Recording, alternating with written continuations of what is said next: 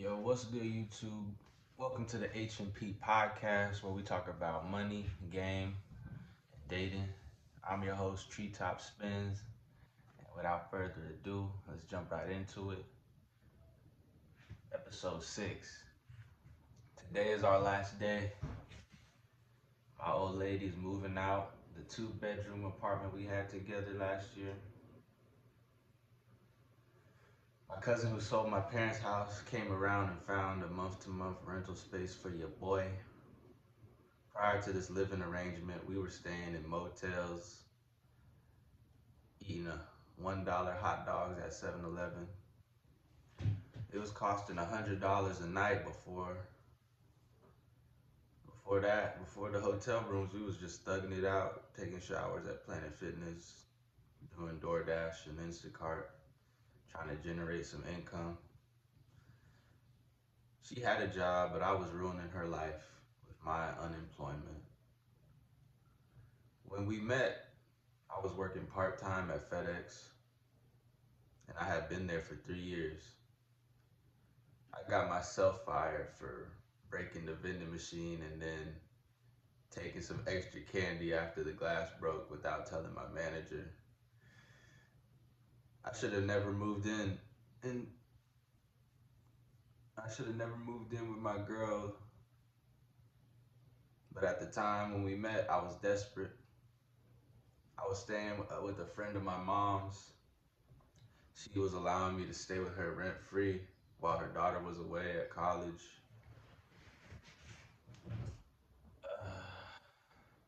I had broken some house rules and it was time for me to go. But I wasn't making enough money. In my head, I already knew living out the car for a month or two might be the only way of survival. Literally, it was one bad decision after the next. We drove to Arizona to pick up a Frenchie puppy. We went to Bakersfield in hopes of finding new opportunities, but it turned out to be a nightmare. But on the bright side, we were able to watch an entire season of Love Island UK. Life was getting worse and worse, and our love story was beginning to go bitter. Weed was our love language. We smoked a lot. We were together for almost 2 years. Fast forward, when we finally got the apartment, my old lady quit her job, her caretaking job, basically said she was gonna live off me the same way I was living off her, which is understandable. But after a while, things were getting depressing. She stopped cooking, cleaning, dirty dishes would stay piled up in the sink for weeks. She wouldn't do laundry even though we had the machines inside. Hella dirty clothes piled all over the bedroom floor. You could barely see the hardwood. When I first started working security, there was one young lady I saw briefly in passing, but from what I could tell, she was in great shape. But the rule is not to date your coworkers. I already made that mistake at FedEx, fucking around with one of the girls in the warehouse and being the talk of the town. Unfortunately, I had got her pregnant. I was sneaking girls into my mom's house and they would Uber home after. The first time we hooked up, I can't even say I gave no good D. I brought a bottle of Jack to the hotel she was at. She didn't want to drink because her and her cousin went hard the night before. So my ass, who doesn't know when to stop, literally drank to the point where all I remember was being assed out in the bathroom floor with my head by the toilet. You know what I'm saying? Low point. Gotta put the cup down, put that drink down. But yeah, she was a BBW type Mexican girl with the ghetto fabulous aesthetic. Long story short, I went to the gender reveal and met her family for real. The confetti shot out blue, and Lil Mama at the same time started crying immediately. I think if it was a girl, she was more inclined to keep it because shortly after the reveal, I got the text that the pregnancy was terminated.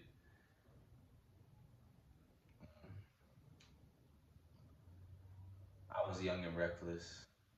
She lied, telling me she was on birth control. I was gullible. Now, after working security for a year, the boss hired another fine, young, very attractive lady officer to answer phone calls and write out our daily activity. I don't know if it's a coincidence, but it wasn't until after I got my promotion, then Shorty from the beginning started sending some choosing signals. She wanted some attention and she asked me for my number. If a bitch is willing to put in that much footwork to fuck with you, niggas already know what time it is. All I had to do was figure out how to let my girl at home know I was really considering getting to know so and so from work. Things were going well because at home she was bored, ready to leave my ass anyways. She realized she could join a military branch and get paid with good benefits and leave me behind. The new light skinned girl at work was asking everyone if they had kids. I told her no because that's the truth. I said too much and informed her about my girlfriend at home. I tried to connect them because both these hoes sound like they needed new friends or something. But my arrogance backfired on me because they did get together one night while I was at work. I don't know everything she told her, but basically she told old girl from the crib that I was head over heels for my coworker. Things were cool up until them girls had a meeting. Now, old girl at home was now very angry and very upset with me, even though I broke up with her in December before my birthday. The other night, she punched me in the face. I was trying to, even before that, she had locked me out the house for like an hour or so. It was like 3 in the morning because I was getting back from seeing fine shit. Yeah, so I was locked out, and then when she finally let me in, I go into the room to.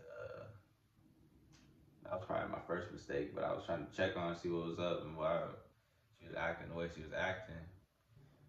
If you know, you know. My girl, real dark skin, like black as the hoodie, and it was dark as fuck, so I couldn't even see. It was like a sucker punch, I swear.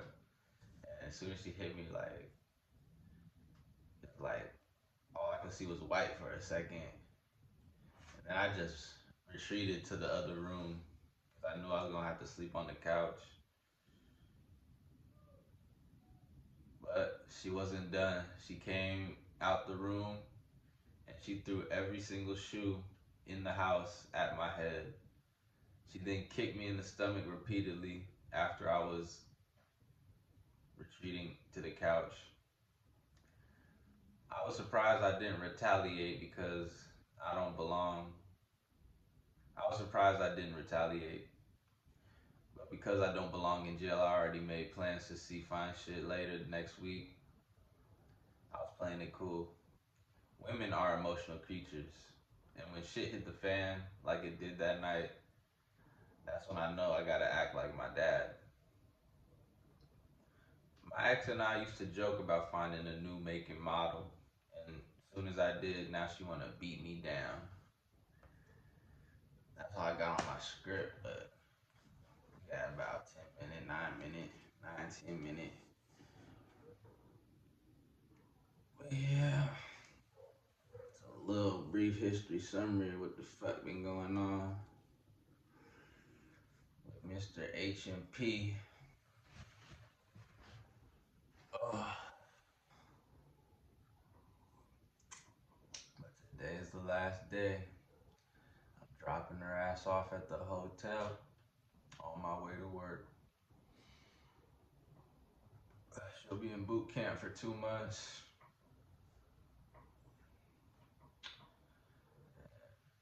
I'll be working security. So all the fires going on in LA, we we got out of state firefighters staying on site where I work. Cats from all over, like Oregon and Nevada, all over.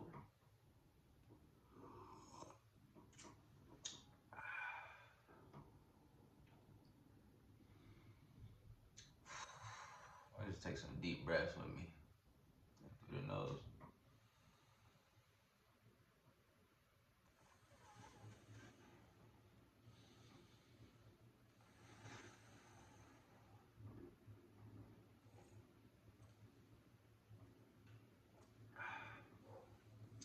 I think last episode I told y'all that when I was on my Atlanta trip and I accidentally followed a friend of my friend on TikTok and she was upset about that and she stopped fucking with me for a little bit. I think that same friend came around and hit me up on Snap yesterday. I got this random snap. I added it back and I asked her how you found me. How'd you find me? You feel me? And literally the response was, I don't know. My homegirl said you got good dick though. I was just like, that's crazy. This a whole setup.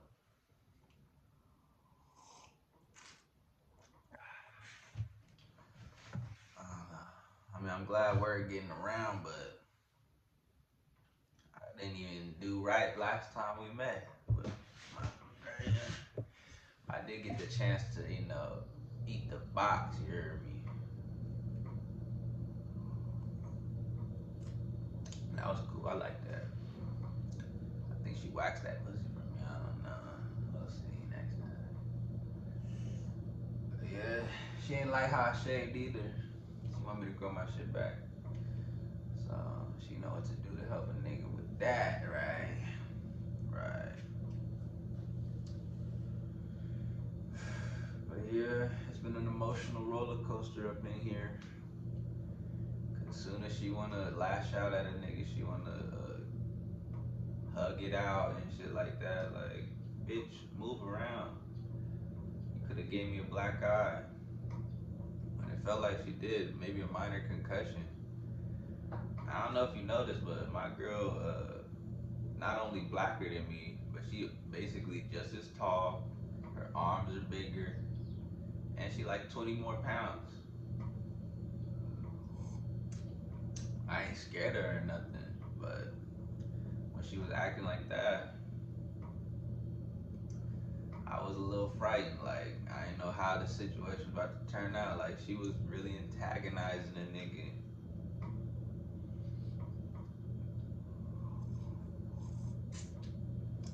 But it's understandable. A little. She mad I want to hook up with fine shit. But I always thought women already know who their next is before you break up. But me and Shotty was so intertwined. She was planning our future together, where we was gonna buy a house and settle down and have kids and stuff like that. Which I still think is a possibility. Like like we said before, as long as nobody gets any STDs, as long as nobody gets any kids or whatever, it's possible. But I also know she most likely gonna find something better in the military.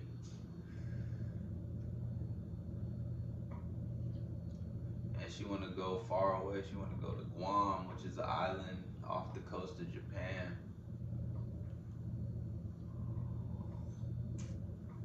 further than Hawaii. Yeah, the U.S. got a military base out there. If anything go left out there in the east, they got military personnel who ready to act.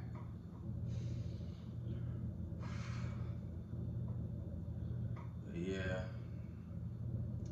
2 years is long time to be with somebody for real. But it was fun. You know, time flies when you're having fun. I'm 27 now. I feel like we met. I was 25 when we met. Yeah. And I think she really was able to witness the growth and maturity. Like the first year we was together, everything was going to shit. Everything was breaking down. But sometimes you gotta break it down to build it up. Cause I think I was all the way broken down, rock bottom, down on my last, literally to my last dollar. And now the year after that, or 2024, I was able to slowly build up a foundation, build up a routine. I hate to say this, but when we was together, I only was able to write like 2 songs. Can you believe that? I could only do like 2 songs in 2 years. And then as soon as I break up and I get back on my, you know what I'm saying? Like the energy and the creativity was just different.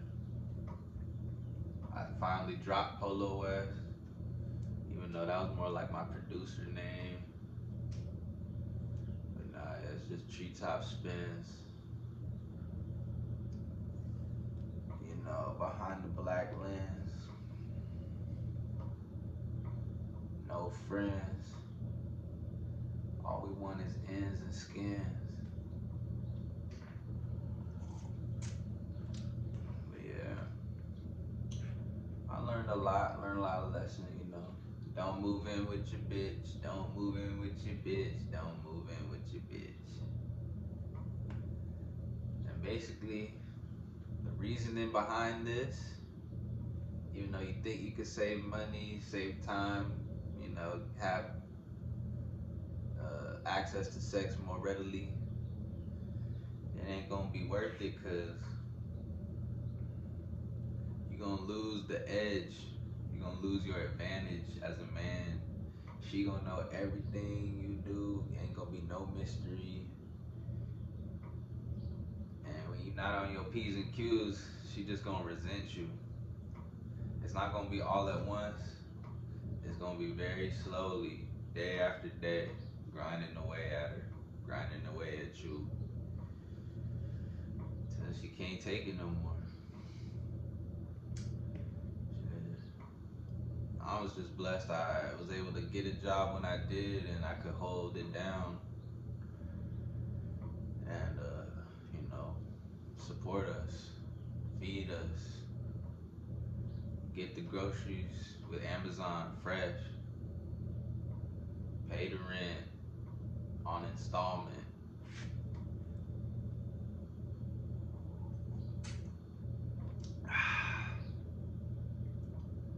I don't know. Light skinned girl at work said she like girls, so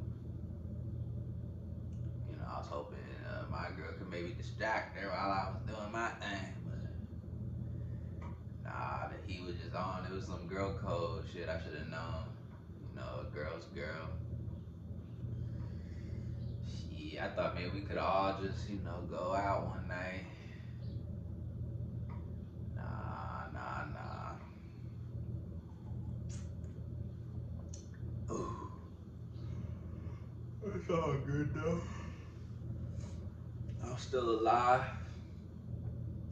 And like I said, I still got plans to see fine shit next week. Today's Sunday. I'm working overtime tonight, so that's more money for your boy. Yep. I just pray nothing happen for real. But even if something do happen, I know I can make one phone call. You know what I'm saying? One call, I'll be good.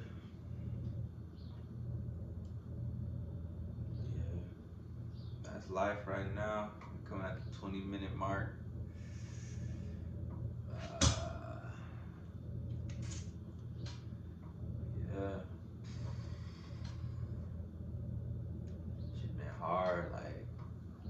really down bad. I wasn't even going to the dentist. Luckily, I went last year. Shit, I'll probably be able to go again.